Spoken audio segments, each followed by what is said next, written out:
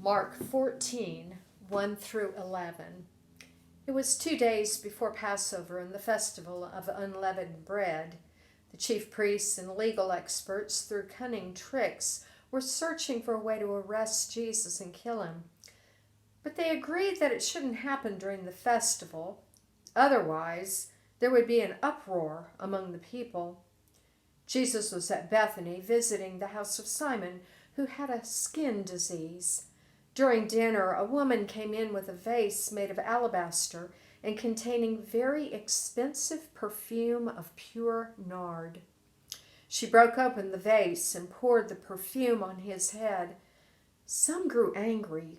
They said to each other, "Why waste the perfume? This perfume could have been sold for almost a year's pay and the money given to the poor." And they scolded her. Jesus said, "Leave her alone. Why do you make trouble for her? She has done a good thing for me. You always have the poor with you, and whenever you want, you can do something good for them, but you won't always have me. She has done what she could. She has anointed my body ahead of time for burial. I tell you the truth, that wherever in the whole world the good news is announced, what she's done will also be told in memory of her." Judas Iscariot, one of the 12, went to the chief priests to give Jesus up to them. When they heard it, they were delighted and promised to give him money. So he started looking for an opportunity to turn him in. Tuesday's events frustrated and angered the authorities so much they decided that something must be done. They became more determined to execute Jesus, but were increasingly afraid of the crowds.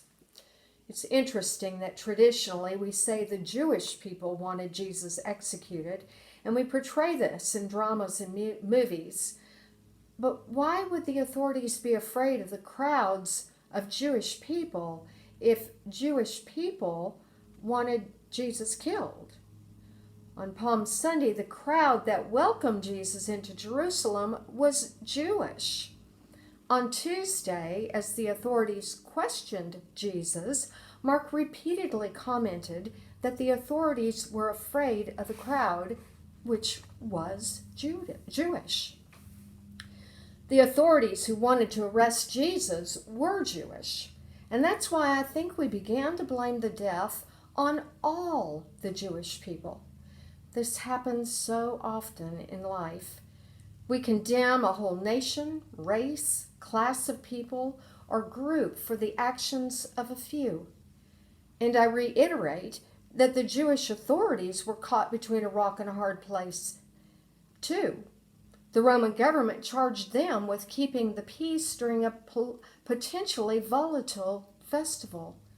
Eliminating Jesus may have been the only solution they could devise for keeping the peace.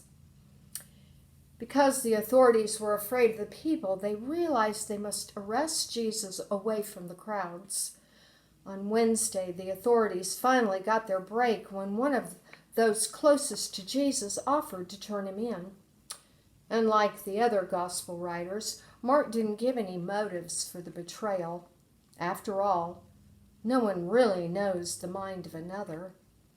There again, we traditionally blame Judas for what happened, even though it was bound to happen anyway.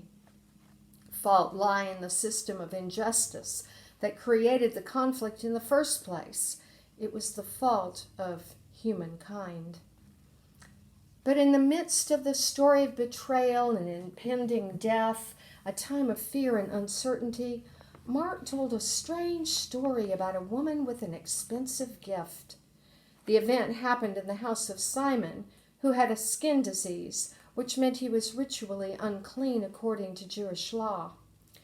Many of these ancient Jewish laws were vital for the health of the society. Skin diseases, like the airborne COVID-19 virus, could easily be contracted by other people. Social distancing, as we are today, was necessary for the health of the society as a whole. In ancient times, many diseases existed for which they had no cure. By law, temple priests pronounced one clean when the skin cleared up, which was, of course, accompanied by a required sacrifice and payment. No one wanted to be with an unclean person, especially at festival time. So Jesus and his disciples were safe in the house of Simon. And then an unnamed woman broke an expensive jar holding perfume that was worth a year's wages and poured it on Jesus' head. We don't know, but I assume she was probably fairly wealthy to own such a possession. Many families are struggling this month because they don't even have a month's wages saved back. We don't know why the woman poured such a lavish gift on the head of her beloved rabbi. The disciples had good reason to scold her for wasting the money.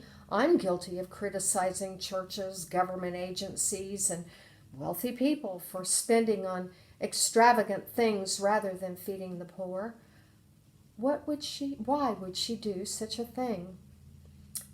There's an interesting contrast, though, between Judas, who betrayed Jesus and received 30 pieces of silver, and this woman who poured out her wealth on Jesus. This unnamed woman alone, out of everyone in the room, understood what Jesus kept trying to tell them.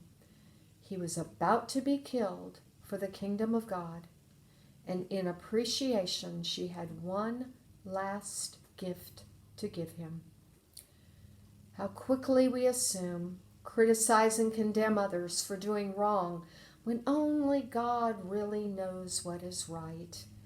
I ask myself, who am I assuming, criticizing, and condemning during our crisis of illness and death? Are we learning lessons during this time? How will we be different when we emerge?